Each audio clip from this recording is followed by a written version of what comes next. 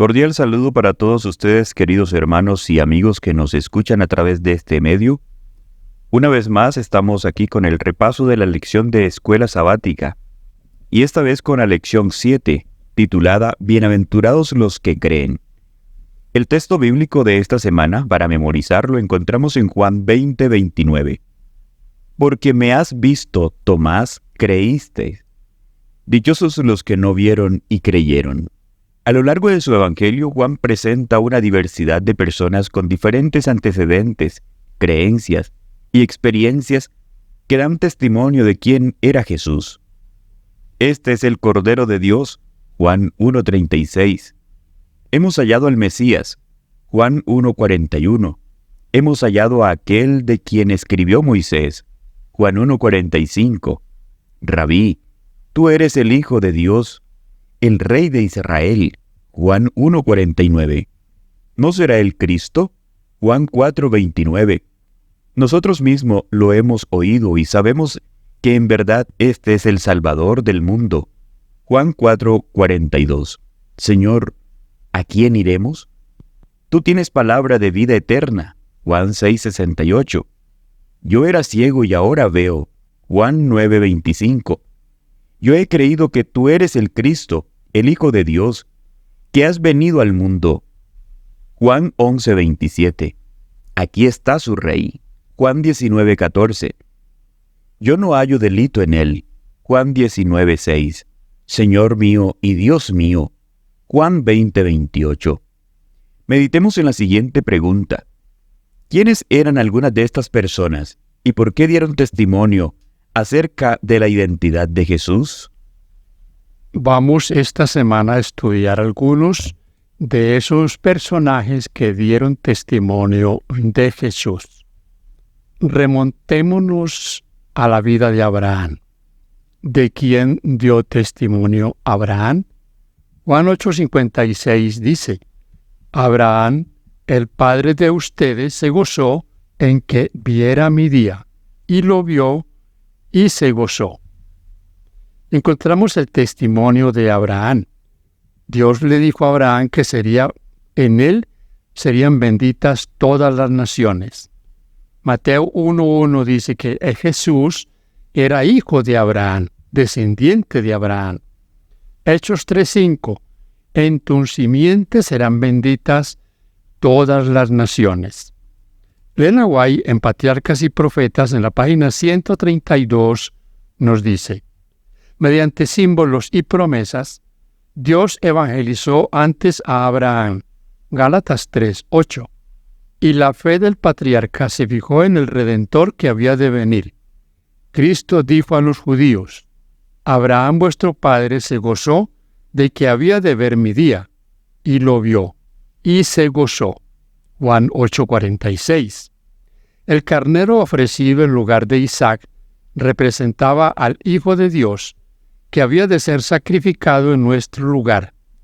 Cuando el hombre estaba condenado a la muerte por su transgresión de la ley de Dios, el Padre, mirando a su Hijo, dijo al pecador: vive, he hallado un rescate.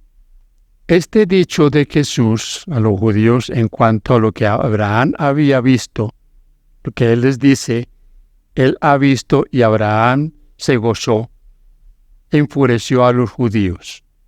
Ellos no podían concebir que Jesús fuera antes de Abraham. El Señor Jesús es eterno. Esto no lo entendieron los judíos y no lo entienden hoy muchos que aseguran que Él fue luego concebido por el Padre.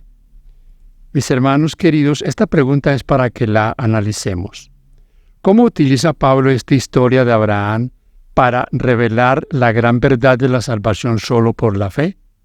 Sin las obras de la ley, ¿cómo nos ayudan estos versículos a entender que Abraham es el padre de quienes viven por la fe?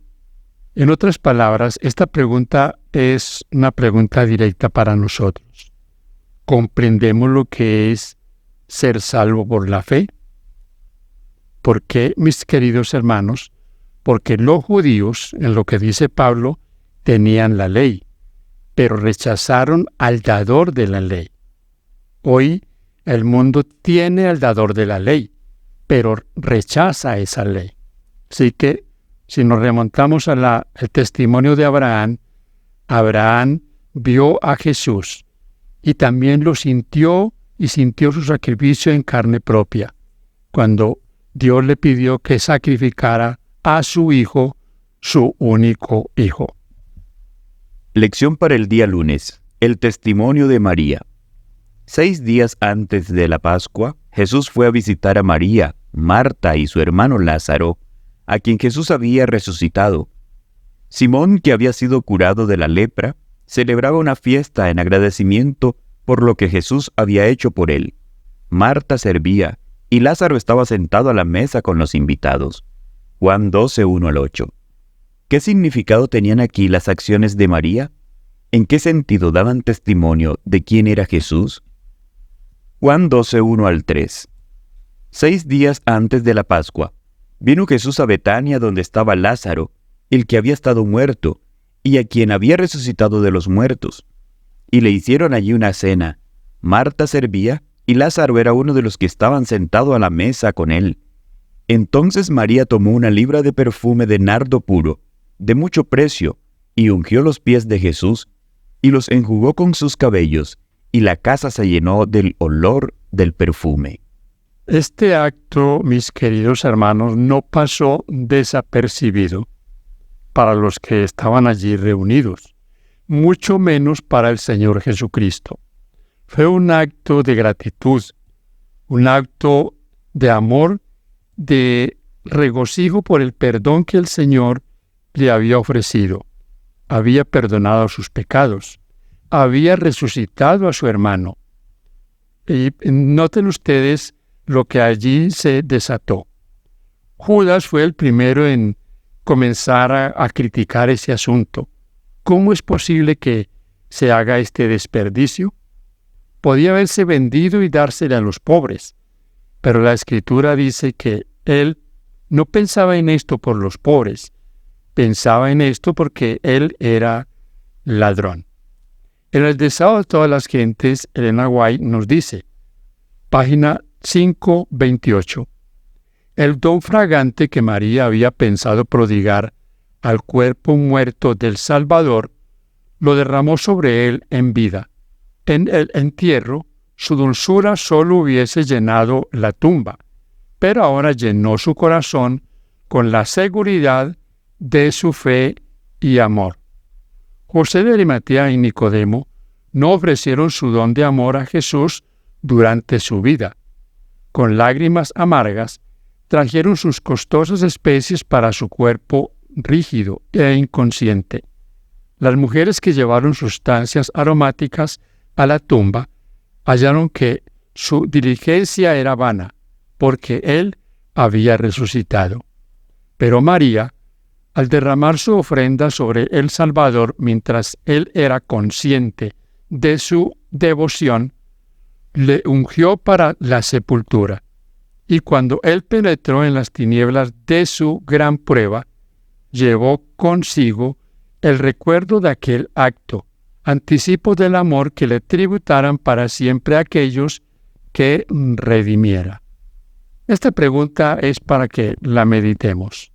Jesús sabía lo que había en el corazón de María y en el de Judas. También sabe lo que hay en el nuestro. ¿Qué debería decirnos esto acerca de nuestra necesidad de Cristo como nuestra justicia, tanto imputada como transformadora? Lección para el día martes. El testimonio involuntario de Pilato.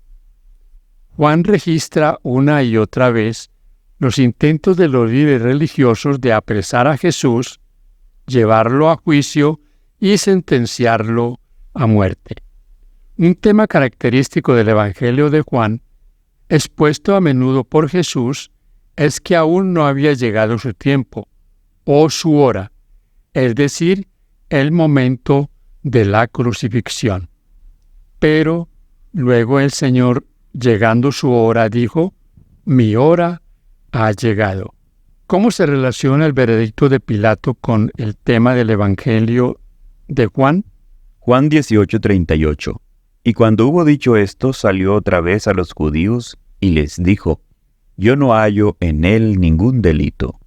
Juan 19:4-22. Entonces Pilato salió otra vez y les dijo: Mirad, os lo traigo fuera, para que entendáis que ningún delito hallo en él. Y salió Jesús, llevando la corona de espinas y el manto de púrpura. Y Pilato les dijo: He aquí el hombre. Cuando le vieron los principales sacerdotes y los alguaciles, dieron voces diciendo: Crucifícale, crucifícale. Pilato les dijo: Tomadle vosotros y crucificadle, porque yo no hallo delito en él. Los judíos le respondieron: Nosotros tenemos una ley, y según nuestra ley debe morir, porque se hizo a sí mismo hijo de Dios. Cuando Pilato oyó decir esto, tuvo más miedo, y entró otra vez en el pretorio, y dijo a Jesús: ¿De dónde eres tú? Mas Jesús no le dio respuesta. Entonces le dijo Pilato: ¿A mí no me hablas? ¿No sabes que tengo autoridad para crucificarte, y que tengo autoridad para soltarte? Respondió Jesús: Ninguna autoridad tendrás contra mí, si no te fuese dada de arriba. Por tanto, el que a ti me ha entregado, mayor pecado tiene. Desde entonces procuraba Pilato soltarle, pero los judíos daban voces diciendo: Si a éste sueltas, no eres amigo de César. Todo el que se hace rey, a César se opone. Entonces Pilato, oyendo esto, llevó fuera a Jesús y se sentó en el tribunal, en el lugar llamado el Enlosado, y en hebreo Gabata. Era la preparación de la Pascua, y como la hora sexta. Entonces dijo a los judíos: He aquí vuestro rey. Pero ellos gritaron: Fuera, fuera, crucifícale. Pilato les dijo: ¿A vuestro rey he de crucificar? Respondieron los principales sacerdotes: No tenemos más rey que César. Así que entonces lo entregó a ellos para que fuese crucificado. Tomaron pues a Jesús y le llevaron. Y él, cargando su cruz, salió al lugar llamado de la Calavera, y en hebreo Gólgota, y allí le crucificaron, y con él a otros dos, uno a cada lado y Jesús en medio. Escribió también Pilato un título que puso sobre la cruz, el cual decía: Jesús Nazareno, Rey de los Judíos. Y muchos de los judíos leyeron este título, porque el lugar donde Jesús fue crucificado estaba cerca de la ciudad, y el título estaba escrito en hebreo, en griego y en latín. Dijeron a Pilato los principales sacerdotes de los judíos: No escribas Rey de los Judíos, sino que él dijo: Soy Rey de los Judíos. Respondió Pilato: Lo que he escrito, he escrito. No hallo ningún delito en él. Un testimonio que les da este hombre. Hombre que tuvo frente a él la verdad. Dice: Pilato tenía ante sí la verdad misma. Sin embargo, dejó que la turba lo intimidara y condenó a muerte a Jesús. Qué trágico ejemplo de lo que significa no seguir los dictados de la conciencia acerca de lo que es correcto. Saber lo que es correcto, pero no hacerlo. ¿Qué podemos aprender del ejemplo de Pilato sobre los peligros de permitir que el sentimiento popular y la presión grupal nos impidan hacer lo que creemos correcto?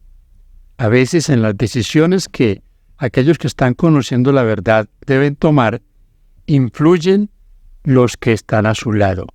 El grupo, la familia, se pone más atención a estas objeciones familiares o de los amigos que a la verdad que ha llegado al corazón. El testimonio de Tomás. ¿Qué podemos aprender de la historia de Tomás acerca de la fe y la duda? ¿Qué grave error cometió él? En otras palabras, mis hermanos y amigos, ¿qué Tomás tenemos nosotros? ¿Cómo nos vemos identificados con este discípulo? Juan 20:19-31. Cuando llegó la noche de aquel mismo día, el primero de la semana, estando las puertas cerradas en el lugar donde los discípulos estaban reunidos por miedo de los judíos, vino Jesús y puesto en medio les dijo: «Paz a vosotros». Y cuando les hubo dicho esto, les mostró las manos y el costado. Y los discípulos se regocijaron viendo al Señor. Entonces Jesús les dijo otra vez: «Paz a vosotros. Como me envió el Padre, así también yo os envío». Y habiendo dicho esto, sopló y les dijo: «Recibid el Espíritu Santo. A quienes remitisteis los pecados, les son remitidos, y a quienes se les retuvieseis, les son retenidos».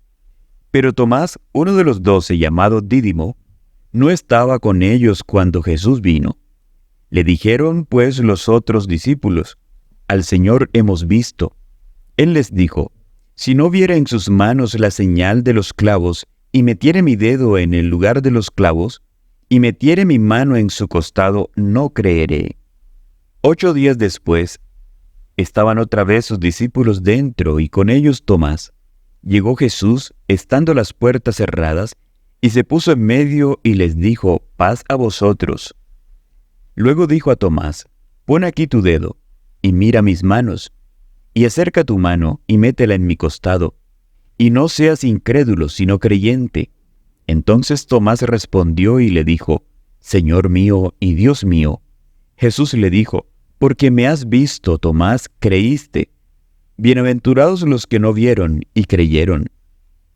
Hizo además Jesús muchas otras señales en presencia de sus discípulos, las cuales no estaban escritas en este libro. Pero éstas se han escrito para que creáis que Jesús es el Cristo, el Hijo de Dios, y para que creyendo tengáis vida en su nombre. En la experiencia de Tomás, quizás podamos ver nosotros reflejados o identificados. Tomás estaba estableciendo sus propias condiciones para creer. Este planteamiento acerca de la fe en Jesús aparece con frecuencia en Juan.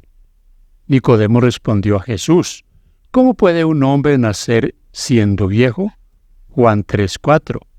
La mujer del pozo preguntó: «Señor, ¿no tienes con qué sacarla y el pozo es hondo? ¿De dónde tienes agua viva?». Juan 4:11. La multitud que había sido alimentada con los panes y los peces preguntó: «¿Qué señal haces tú para que veamos y te creamos?». Juan 16:30. Se repite siempre este mismo patrón. Las dudas, las preguntas: ¿por qué? ¿Por qué debo de hacerlo? ¿Dónde dice? ¿Quién dijo? Es, mis hermanos, una pregunta recurrente que debemos nosotros hacernos. ¿Sobre qué está basada mi fe? ¿He creído? ¿Se cumplen en mí las palabras del Señor Jesús? Bienaventurados los que sin ver van a creer. Pregunta para meditar. Si alguien te preguntara por qué crees en Jesús, ¿qué responderías? ¿Qué testimonio darías? De esto trata nuestra parte final de este estudio, nuestro testimonio en favor de Jesús. ¿Cuál es la diferencia entre los discípulos, los judíos de la época y nosotros? Porque podríamos argumentar que ellos tuvieron de primera mano las evidencias de la divinidad de Cristo, de su ministerio, de lo que Él vino a hacer en nuestro favor. Pero, hermanos y amigos, nosotros tenemos también la evidencia, la historia. Ejemplo, ¿la destrucción de Jerusalén está en la Biblia o está en la historia? Tenemos eso en la historia. No lo dicen los creyentes evangélicos. No lo dice solo la Biblia. Lo dice la historia. Nosotros tenemos la evidencia, tenemos la palabra de Dios. Las cosas que se escribieron antes, dice el apóstol, se escribieron para nuestra enseñanza. Por lo tanto, debemos asegurarnos de que nuestro testimonio en favor de Jesús sea un testimonio verdadero, esté basado en la fe, fundamentado en un escrito está. Para el día viernes lee en Patriarcas y Profetas de Elena de Guay el capítulo La prueba de la fe, páginas 141 y 151. Y en El deseado de todas las gentes, de la misma autora, el capítulo En el tribunal de Pilato, páginas 671 a la 686. En El deseado de todas las gentes, en la página 748, nos dice: Entonces Tomás exclamó: Señor mío y Dios mío. Juan 20:28. Jesús aceptó este reconocimiento, pero reprendió suavemente su incredulidad. Porque me has visto, Tomás, creíste. Bienaventurados los que no vieron y creyeron. La fe de Tomás habría sido más grata a Cristo si hubiese estado dispuesto a creer por el testimonio de sus hermanos. Si el mundo siguiese ahora el ejemplo de Tomás, nadie creería en la salvación, porque todos los que reciben a Cristo deben hacerlo por el testimonio de otros. Muchos aficionados a la duda se disculpan diciendo que si tuviesen las pruebas que Tomás tuvo de sus compañeros, creerían. No se dan cuenta de que no solo tienen esa evidencia, sino mucho más. Muchos que, como Tomás, esperan que sea suprimida toda causa de duda, jamás obtendrán su deseo. Gradualmente, quedan confirmados en la incredulidad los que se acostumbran a mirar el lado sombrío, a murmurar y quejarse. No saben lo que hacen. Están sembrando la semilla de la duda y segarán una cosecha de duda. En un tiempo en que la fe y la confianza son muy esenciales, muchos se hallan así incapaces de esperar y creer. Preguntas para dialogar. 1. ¿Cuál fue la diferencia esencial entre las expresiones de fe de Abraham y Tomás? ¿Qué podemos aprender de sus historias? 2. Demos voluntariamente testimonio acerca de Jesús en la clase siguiendo el ejemplo de los testigos presentados en el Evangelio de Juan. Aunque esos relatos difieran, ¿qué dice allí la gente y cómo testifican todos acerca del mismo Señor? 3. Pilato hizo una pregunta muy filosófica: ¿qué es la verdad? Da tu respuesta a esa pregunta a la luz de todo lo que hemos estudiado en el Evangelio de Juan. Y 4. Observa las profecías de Daniel 2 y 7. Aunque quienes vivían en la época de Jesús disponían de esos dos capítulos, ¿qué gran ventaja tenemos hoy a diferencia de ellos? Gracias al cumplimiento de esas profecías y en cuanto a nuestras razones para creer.